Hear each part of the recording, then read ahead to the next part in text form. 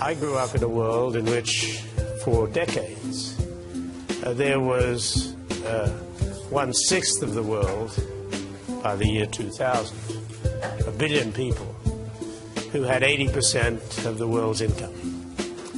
And then there were 5 billion people who are in the so-called developing world that had 20% of the global income.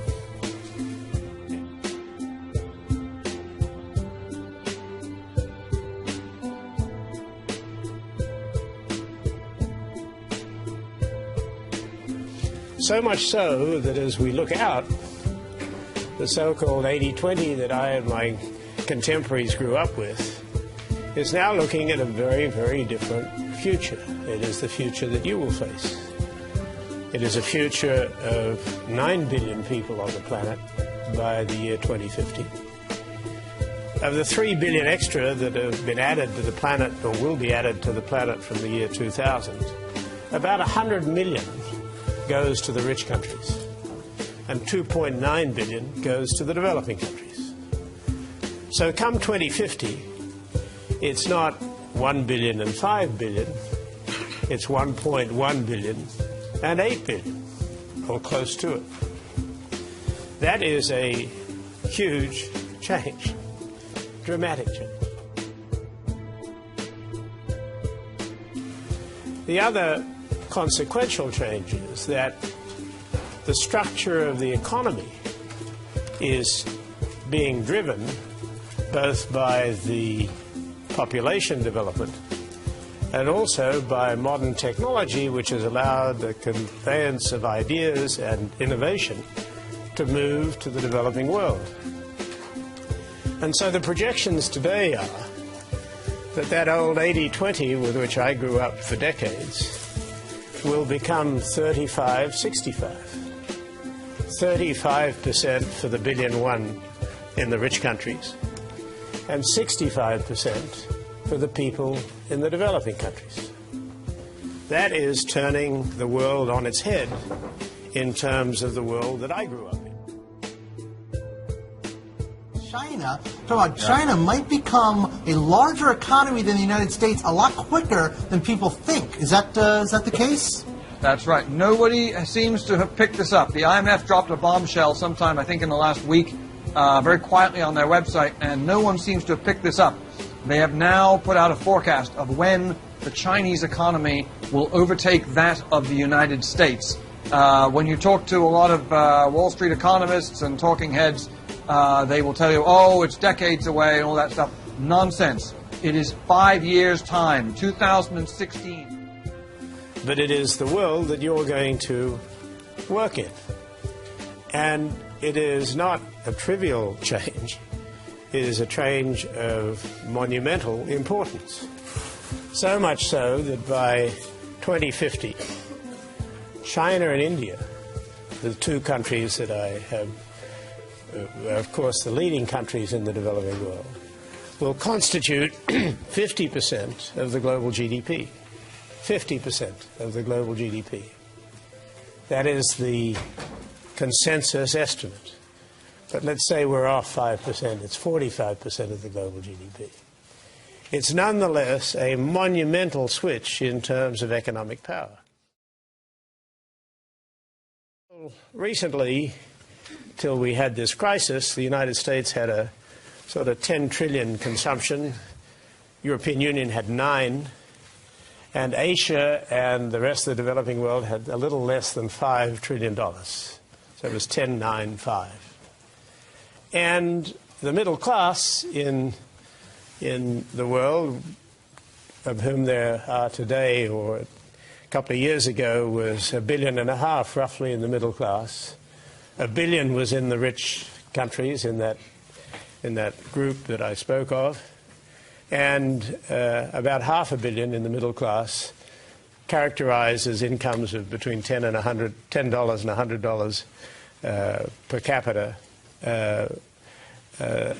per week. That this amount of money was demonstrated to be heavily leveraged to those richer countries.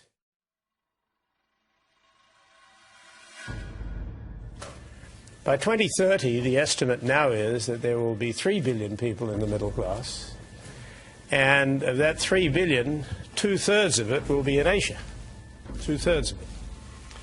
So this is a switch from being a fraction, being less than a third, to being 2/3. And that is a pretty dramatic shift. You'll have a middle class in China of 1 billion people. Billion people by 2050. Middle class. So these are not trivial changes in the outlook. These are tectonic shifts in terms of the way the planet works. And as I said to you, as I look at all of you, in my generation, we didn't have to think about that.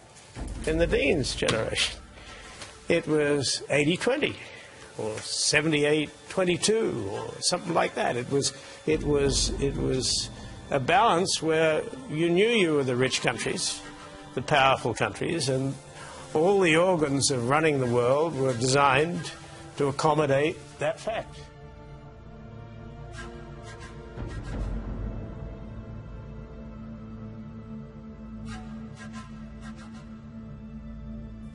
Because in Africa, of the 800 or 900 million people that are now there, that will grow to 2 billion people by 2050. 2 billion out of 9 billion. And the estimates are that the average per capita income for people in Africa at that stage will be between $2,000 and $3,000 per capita. The same projections would have China and India at between $30,000 and $40,000 per capita. So you got 2,000 to 3,000, 30,000 to 40,000. And countries in the so-called rich world, United States, European countries, somewhere between $90,000 and $100,000 per capita.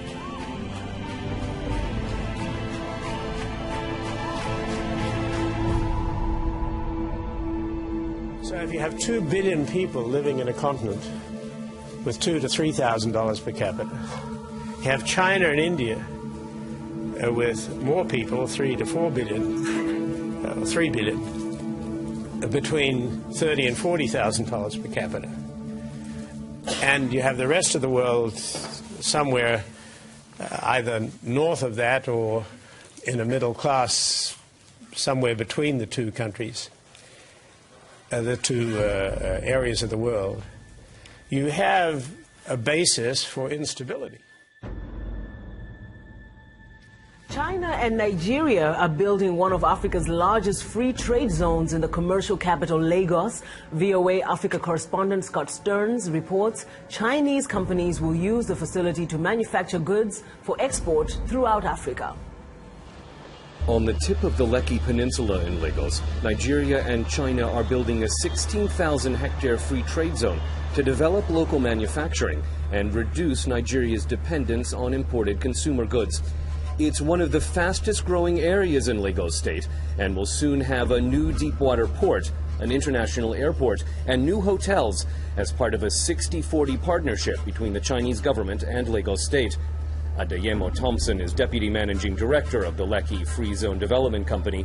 He says construction is on schedule for Chinese shareholders that include the China Railway Construction Corporation and the China Africa Development Fund. In accordance with the master plan and the projections we have made, I think the first phase of the zone, that's the 3,000 hectares, will probably be close to $5 billion investment. That's included.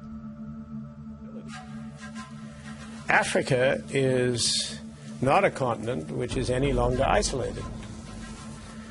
It's not a place where people are uninformed. It's the fastest growing market for cellular phones.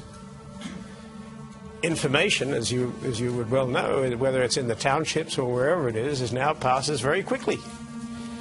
And that's not just in South Africa, that's in the 53 countries in sub-Saharan Africa.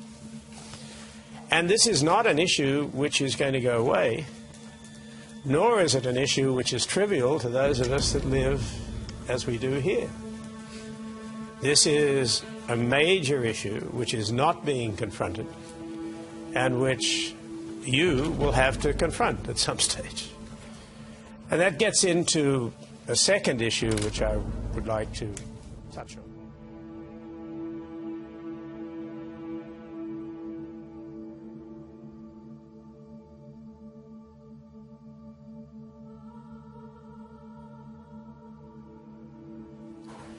There was established decades ago a 0.7 target for foreign aid. My colleague former colleague from this activity who is here from a different part of Stanford, as I understand, knows this. And we're now really, after a lot of speeches and a lot of activity, we're starting to get some momentum before the economic crisis of 15 months ago, which we're now maybe getting out of to a degree. But it's now not at 0.7, it's about 0.2 that we've reached. And there are a lot of statements that are still being made, but in terms of the actual money which is flowing, if you X out the amount of money that are going to the trouble spots in the world today, there is very, very little development. And in fact, the per capita contributions to Africa have been declining steadily for the last 10 or 15 years. So what is interesting is to see how the dynamic between Africa and China and Africa and India is developing. 3 years ago, for the first time, the summit meetings of the African leaders was held in Beijing. And they swore after that that it was unlikely that they would ever meet again in a Western country.